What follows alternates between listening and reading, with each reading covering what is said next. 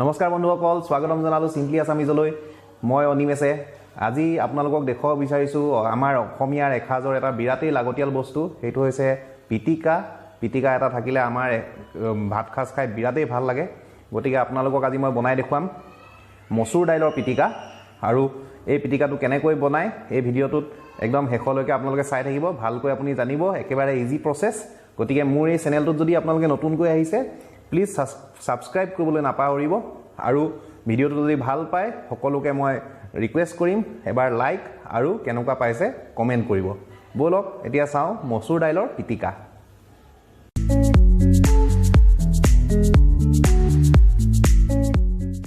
পিটিকাটো বনাবলৈ লাগিব আমাক মচুৰ দাইল। এনেকৈ মচুৰ দাইল অলপ মোটামুটি 250 গ্ৰাম লৈছোঁ।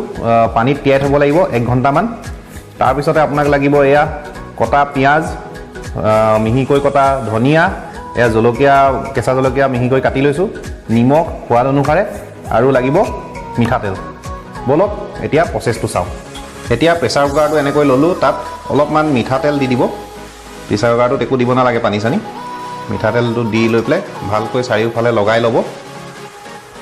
তাৰপিছতে মচুৰ দাইলখিনি পানীৰ পৰা টুকি পেলাই এই প্ৰেছাৰ কুকাৰটোত গোটেই মচুৰ দাইলখিনি দি দিব। এয়া গোটেইখিনি ইয়াত ঢালি দিলোঁ মচুৰ দাইলখিনি। ইয়াত বেলেগে একো পানী দিব নালাগে। তাৰপিছতে মিডিয়াম ফ্লেমত গেছটো থৈ এটা হুইচেল মৰালৈকে ৰখি থাকিব।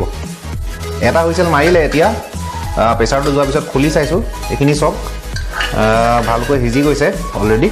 এইখিনি আমি এতিয়া পিটিকা কৰিব লাগিব। কেনেকৈ পিটিকা কৰোঁ আপোনালোকক দেখাই আছোঁ।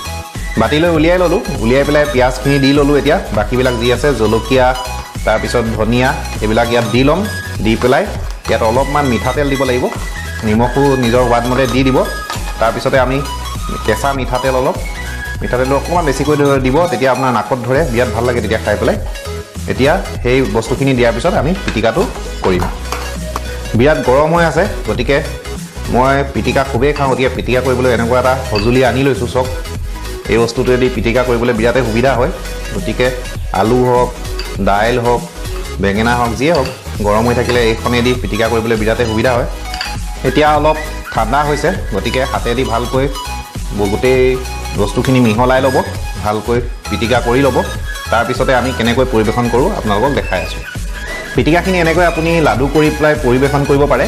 আৰু এনেকুৱা ইমান ধুনীয়া পিটিকা এটা মানুহৰ সন্মুখত যদি থাকে, কাৰ জিভাৰ পানী নোলাব? মোৰতো জিভাৰ পানী ওলাই পেলাই মানে নদী বব নিচিনা হৈছে। গতিকে খাই চাওঁ আহক। পিটিকাটো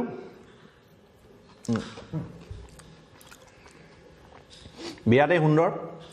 জলকীয়াৰ জ্বলা, ধনিয়াৰ ফ্লেভাৰ আৰু মচুৰ দাইল আৰু পিঁয়াজ মিলি পেলাই যিটো টেষ্ট হৈছে সঁচাকৈ মানিবলগীয়া। বিৰাটেই ইজি প্ৰচেছ। আপোনালোকে দেখিলে মই আগতে এইটো কাপোৰত বান্ধি ভাত বনাওঁতে চাউলৰ লগত দি পেলাই বনাইছিলোঁ। সেইটো এটা লেণ্ডি প্ৰচেছ আছিলে। সেইটো বিৰাটেই ইজি প্ৰচেছ। মোৰ ৱাইফে আহি পেলাই এইটো শিকালে মোক। আজিকালি আমি এনেকৈয়ে বনাওঁ বিৰাট সহজতে। এই প্ৰচেছত আপোনালোকে বনাই চাব এই পিটিকাটো। সঁচাকৈ মই কৈছোঁ খাবলৈ ভাল পাব।